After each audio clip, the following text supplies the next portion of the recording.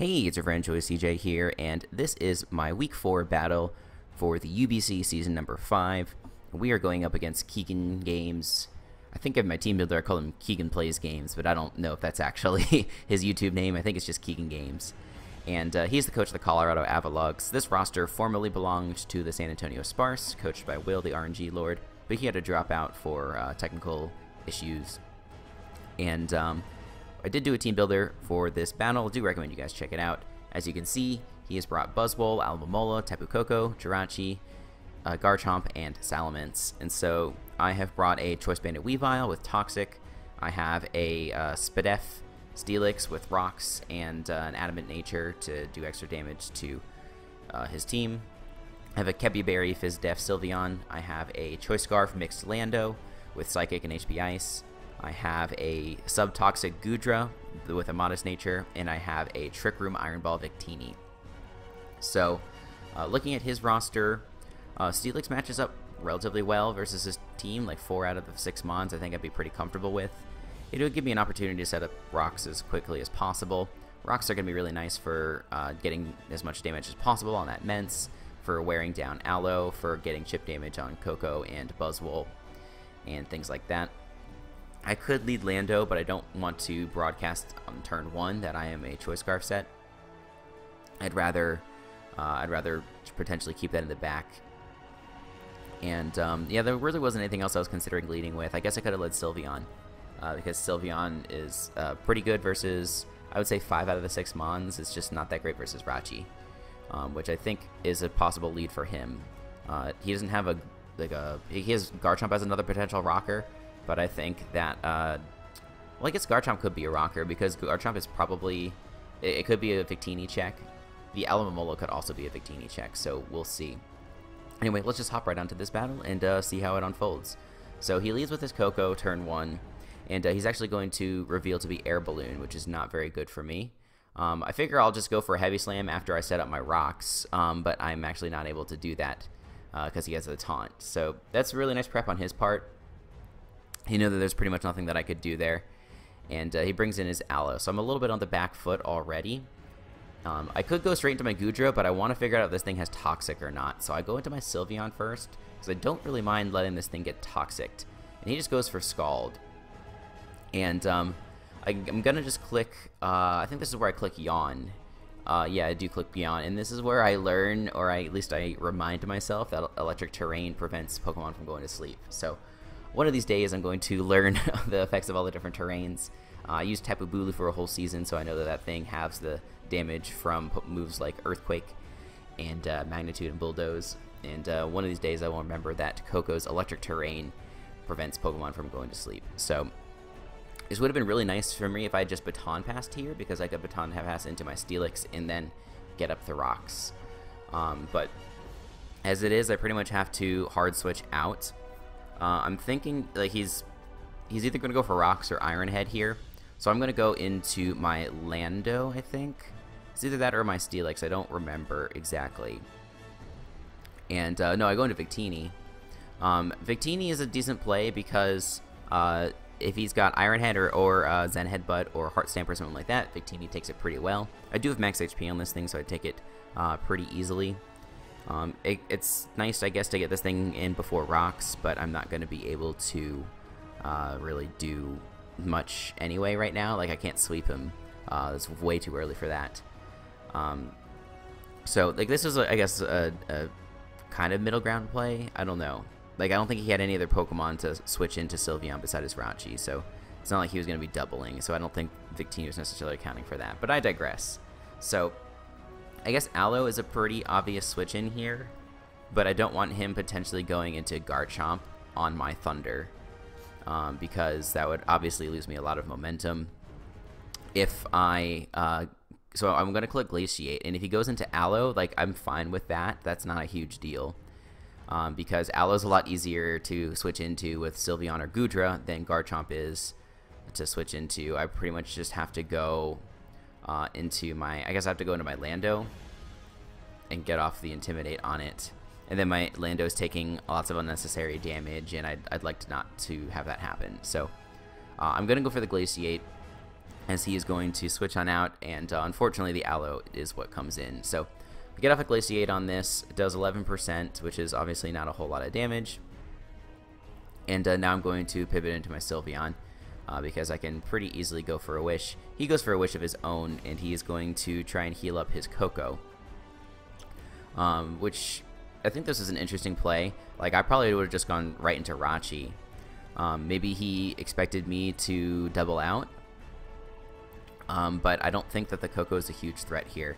And so I have my Wish coming back, and this thing is on a balloon that I want to get rid of for both the Lando and the Steelix. So I'm just going to go for Hyper Voice here, as he goes for Nature's Madness. So he's got Taunt, U-Turn, and Nature's Madness, which is pretty good for me. Like, it makes it really hard for this Tapu Koko to hit my Goodra, depending upon the range of HP that it's at. But he's just going to go for U-Turn as he goes into his Rachi, and I'm going to go for Baton Pass, and I'm going to go into my Lando. So he should be fearing the Scarf at this point, just on the way that I brought this in just now. And so I'm going to just click U-Turn, because he's going to be probably expecting the Earthquake. And he does just go ahead and do that, which is very nice. He goes into Aloe, and this is kind of the moment I've been waiting for. This is a chance for me to go into my Goodra and get up a Substitute. And so I still don't know if this thing has Toxic or not. She's shown Scald and Wish, and now he shows the Protect. So shout out to Chimpact, this is a free Substitute. Now I'm going to be able to go for Toxic and hit any Pokemon on his team except for the Jirachi. But if he wants to bring in the Jirachi, he's going to be taking 50 to 60% from my Flamethrower. So that's something that I'm totally okay with. He's actually just going to stay in and go for Ice Beam, which doesn't break my Substitute. It will 2-hit KO. Or, you know, like, it'll take 2 hits to break my Substitute. It's not obviously a KO, but you guys understand what I'm trying to say. So I wonder if this turn here I should have just gone for damage and then subbed on the next turn. That might have been a nice play, because you see I'm going to go for a Draco Meteor here and kill the Aloe. He was going to die to Toxic that turn anyway.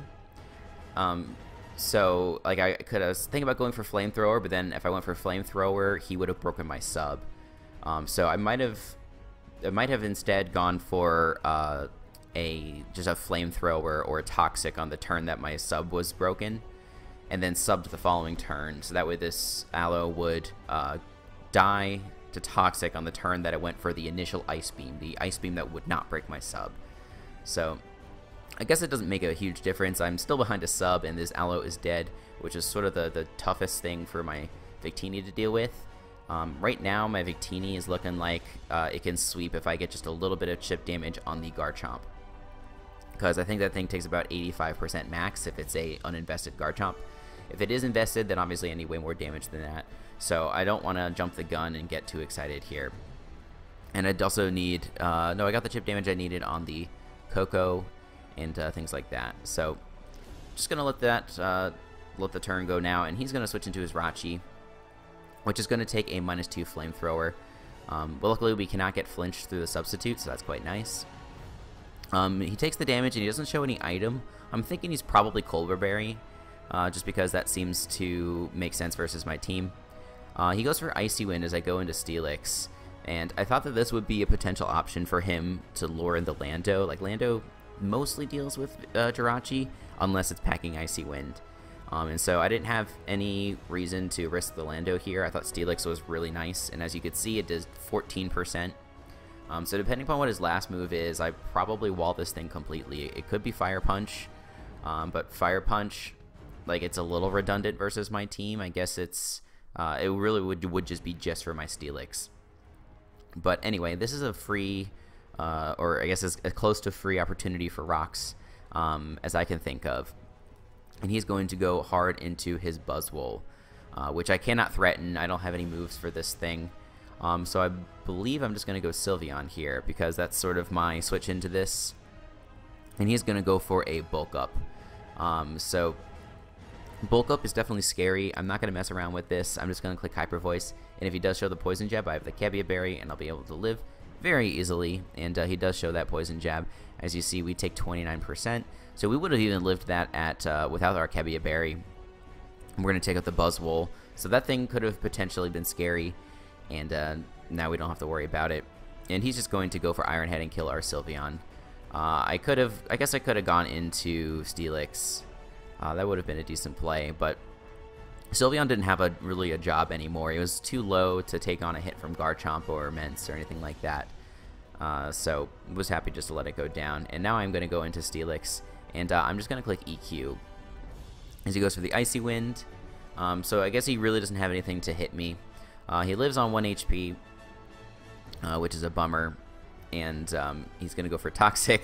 I guess in case I was going to switch out, I go for Ice Fang in case he decides to keep this thing as sack fodder, because that would OHKO the Mence, assuming it's offensive. It would do a lot of damage to the Garchomp.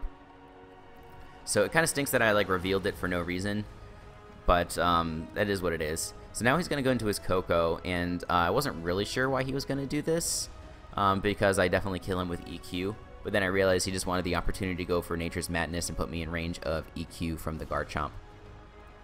And then now the Garchomp is going to come out. And like I said, I'm expecting just an EQ here. I don't want him to go for something like SD, because that would be really scary. And if he's SD Yachi Berry, I'm not going to be able to revenge him with Weavile, because I don't have Icicle Crash. And the Yachi Berry would probably let him live an Icicle Crash anyway. So I just need to get off this hit and potentially pop that berry. He's going to overpredict and go for the Hidden Power Ice. And so, I don't think it was a bad play for him to go for HP Ice there. I could have potentially saved my Steelix for something like Mence. And that would have been, that's a play that I could have done. And then the Lando, switching in, I guess it's possible. But, he just had to, he felt like he had to make that play because he was in the back. But it's not going to work out for him. I'm going to get off 90% with the Ice Fang, which is really nice. It also reveals that he is not Yachi Berry. So I wonder if he's Scarf HP Ice. Because you're going to see on this next turn here, he actually goes for another HP Ice. So Steelix getting a kill on Rachi, on Koko, and on Garchomp. So putting in the work. And he's going to go into his Mence next. And now at this point, yeah, definitely just clicking Ice Fang. He goes for EQ. And he reveals to be Moxie, which is definitely scary. I'm going to go on my Lando. I don't know if this thing is Scarf Moxie. If it is, then obviously I just win here. If it's not Scarf Moxie, I can get off an HP Ice for free. And whether he can kill me or not on the following turn, I have my Weavile with Ice Shard in the back, which will definitely kill. So, I'm going to go for the HP Ice, pop the Yachi Berry, and then he's going to be able to go for a DD. So, definitely scary, but I'm pretty much guaranteed to win this game. He goes with the Dragon Claw, and it doesn't even kill, fortunately for me. So I'm going to be able to take out that Mence, and that is going to be a 4-0 victory for your Baltimore Oriolus in Week 4 of the UBC. So after starting 0-2, we are back to 2-2. I'm not sure what our differential is. I think it is now +3. So starting to look up a little bit. And I think we have a really solid team. I really like using it. Weavile I've been wanting to use for a long time, but it actually, I haven't really had to rely on it much. It's really Pokemon like Goodra that are putting in the work for me. I freaking love Goodra. It's just a Pokemon that can, come in, soak something up, and hit back hard in return. And Lando's kind of the same way, just with the amount of bulk that it has. It comes in, takes a hit, and throws one right back. So, definitely enjoying this so far. Who is our Week 5 opponent? I'm not even sure. Let's take a peek.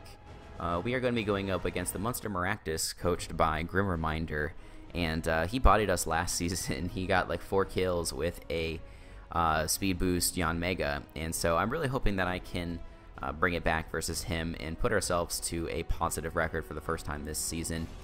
Hope you guys enjoyed, and I hope you guys are looking forward to the next battle. If you are, make sure you check back to my channel for other gaming and Pokemon content. Until the next time, I will see you guys later.